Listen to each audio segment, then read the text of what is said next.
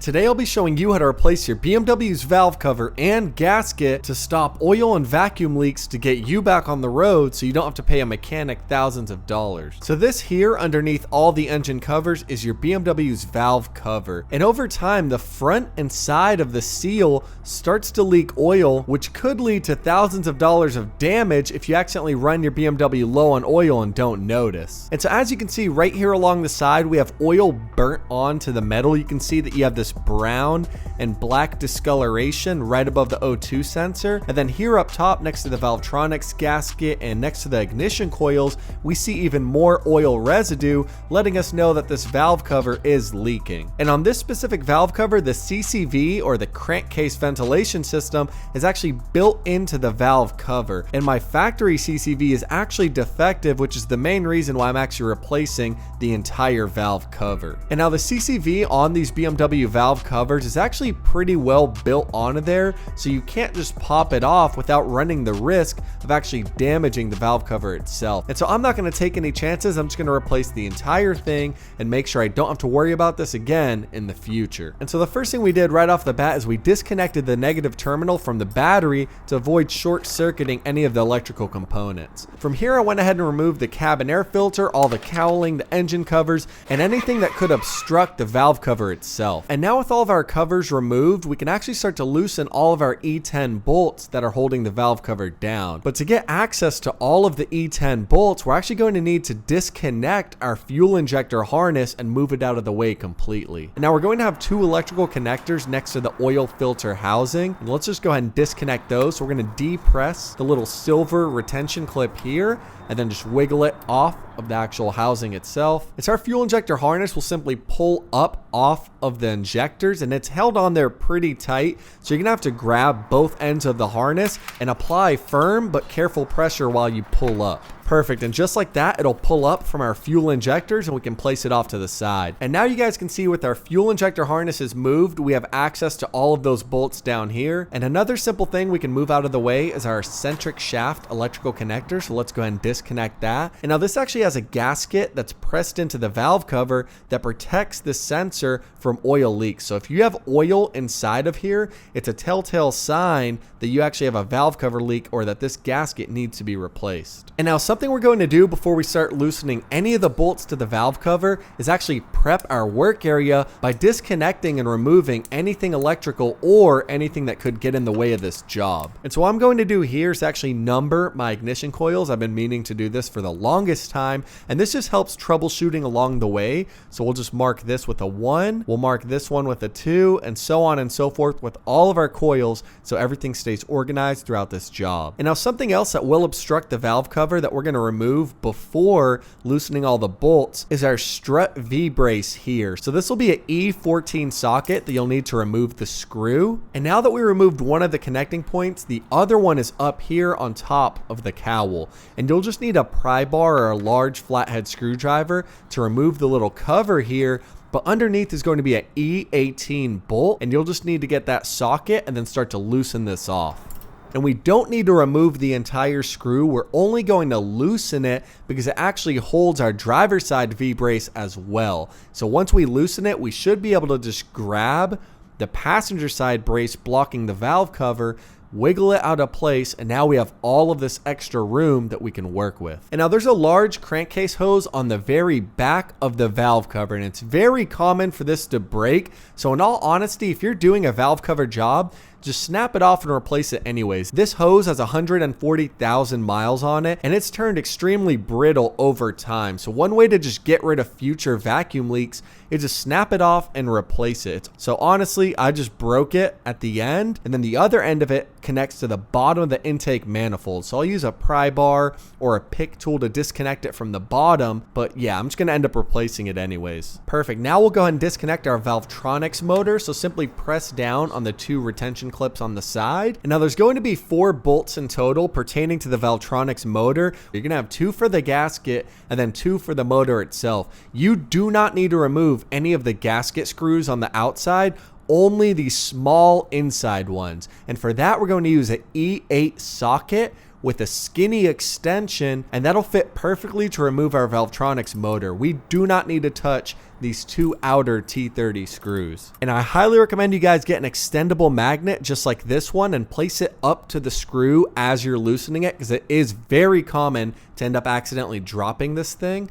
And as you guys can see, once it's fully loosened, we caught it with my magnet and pulled it straight out of the engine bay. And now we'll just go ahead and do the same exact thing to the other side. And now with both of those side mounted Valvetronics motor screws removed, there's actually one more on the very bottom. And now for this, you'll actually have to unlatch the ignition coil wiring harness and pull it out of the way so we have access to that screw. And now with all three of our Valvetronics screws removed, we have one final thing holding it into place, and for that we'll need a 4mm Allen key. And we're simply going to loosen this counterclockwise until the Valvetronics motor springs off from the actual eccentric shaft itself. And now from here, something that's going to make this job significantly easier is we're actually going to remove the cover to our ECU. And the reason we're doing this is because all of those large electrical connectors that route to the ECU are completely in the way of the valve cover. And so there's two push clips here on the side. We're simply going to get a flathead screwdriver or a pick tool,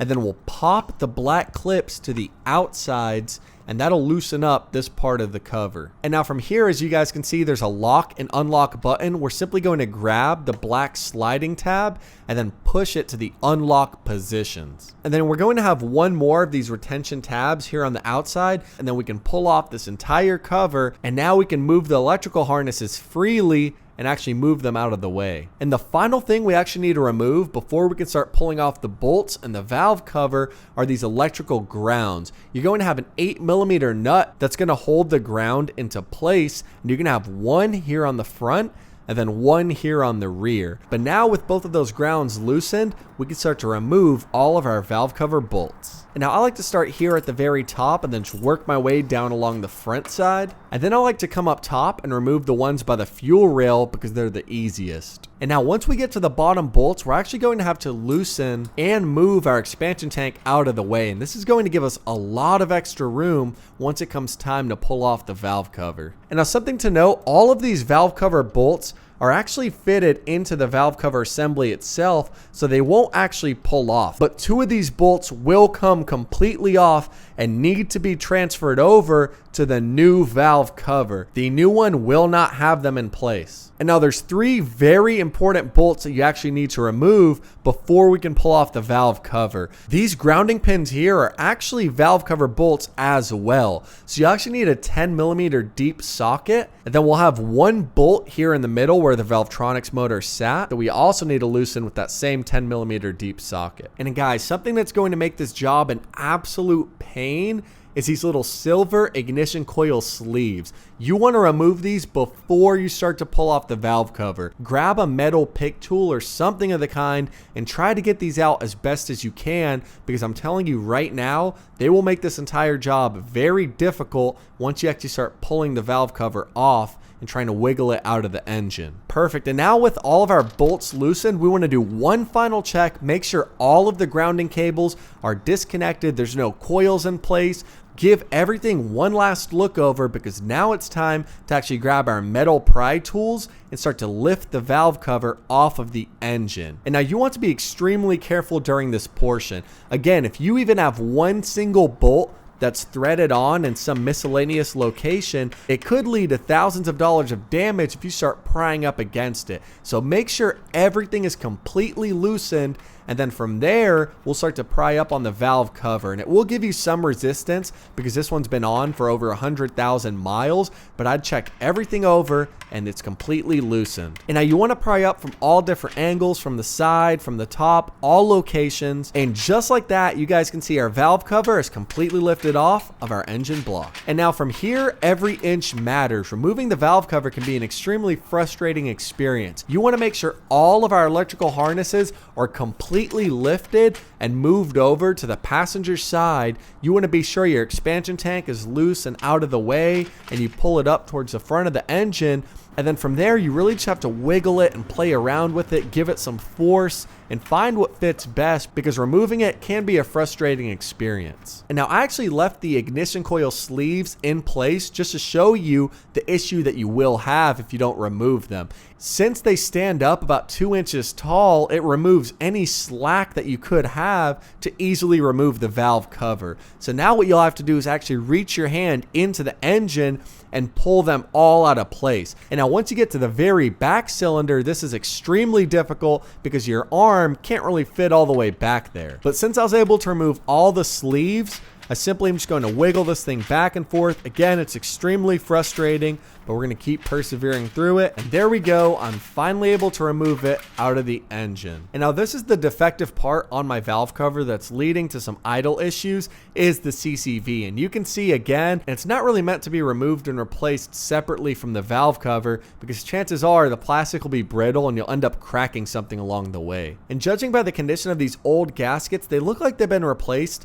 within the last 50,000 miles. They're still a bit rubberized. They're not extremely brittle and breaking into pieces, but overall they could use a change because they definitely are allowing oil leaks in my engine. And now one of the most important things you want to do before you install a new valve cover gasket or valve cover is you want to clean the mating surface. So grab some carb cleaner or isopropyl alcohol and a lint-free microfiber towel, and then we want to go ahead and clean off all the oil residue and corrosion. That way this new gasket seals to the surface of the engine and doesn't allow for oil leaks. And now you want to have an extreme attention to detail during this portion. This is probably just as important as replacing the actual gasket. And do not forget to clean the actual valve cover cylinder holes right here on the inside, because that's going to keep oil out of the spark plugs. And as you guys can see, the mating surface on this engine is now completely clean and shiny, and it's ready for a new valve cover gasket to be fitted into place. This is our brand new valve cover with all of the new gaskets already sat into place, but you want to basically go over the entire outline, make sure there's no bends, there's nothing crooked, no tears that could allow for new oil leaks, because we want this to be a one and done job. Perfect. And now to install the new valve cover, we're going to give ourselves as much space as possible.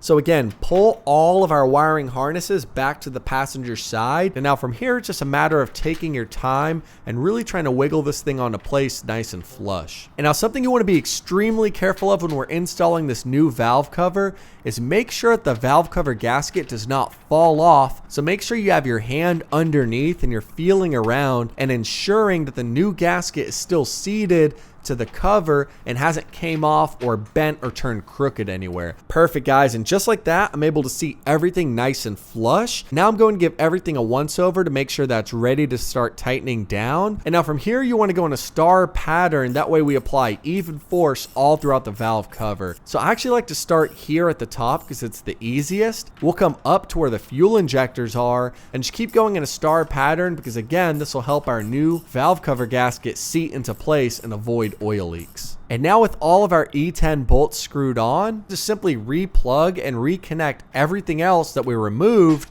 to take off the old valve cover. But something that's very important that I need to show you is the Valvetronic motor reinstallation process, because this is extremely important to make sure that your engine runs without any issues. So with the Valvetronic motor, you want to line everything up and reinsert it back into place on the gasket. From here, you might face resistance. There might be a large gap in between the actual motor and the gasket to where you can't hand tighten the screws back into place.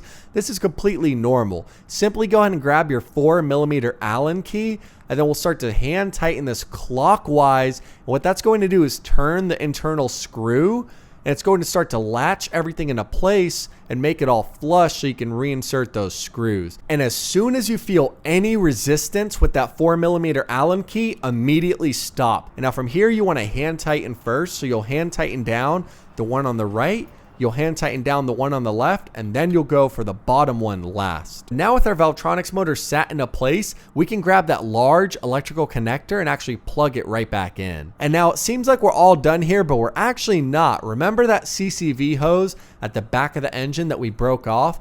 Well, we still need to replace it. Now there's two methods to actually replace this crankcase hose. One of them is we can remove the entire intake manifold, but then we'd have to replace the gaskets, and that's just a lot more work. So what I did is actually grab those two pry tools that I had, and a pick tool or a long flathead screwdriver works as well. I wedged my camera down in there, and I kind of used two of them to just pry against those clips and loosen it as if it was two fingers. And I was actually able to remove both of them that same exact way. So now from here, we'll actually grab it and we'll wiggle it out from the small cavity in the back of the engine. And now we'll just go ahead and reinsert my new one the same exact way. Just be extremely careful when you're reinserting the new hose, because you don't want to snap it, but you'll have to kind of give it a wiggle and a twist and work it down carefully. But from here, I'm simply going to grab that pry tool, kind of press it up against where that connector goes, and then I can leverage the connector and pop it into place just like that. And I'll go ahead and do that to both of them. And now with both of the intake manifold portions tightened down, I can simply snap down the top one easily. And just like that, guys, I was able to replace the entire crankcase hose without even removing the intake manifold. But now that we went ahead and re-plugged up all of our fuel injector harnesses, all of our ignition coils, our grounds, we torqued down all of our E10 screws, we'll actually test start the vehicle to make sure there's no oil leaks at all. So moment of truth, we'll go ahead and reconnect the battery. And now before we test start the car, we actually need to do the Valvetronics motor relearning procedure. Now this is very simple. We're simply going to stick our key into the ignition. We'll turn on all of the electronics, and now from here we're going to press down on the gas pedal all the way to the floor for 10 seconds. And now you should hear the Valvetronics motor make a small whirring sound for a split second, and that's to let you know that this process was successful. And now from here, we're simply going to start up the car. And just like that, yeah, everything fired right up with no issues. Now something you want to do is actually go to the engine bay with the vehicle on, and you want to scan with a flashlight all around the valve cover. We want to be sure there's absolutely no oil leaks at all. And you might smell burnt plastic or oil for about a day or so just from the residuals of this job, but beyond that, you shouldn't smell burnt oil a week down the line. But as you guys can see, there's no oil leaks, the engine's running perfectly fine. That means our valve cover, the gasket, and the crankcase hose was all replaced properly. And that right there is how you replace your BMW's valve cover and the valve cover gasket to stop oil or vacuum leaks.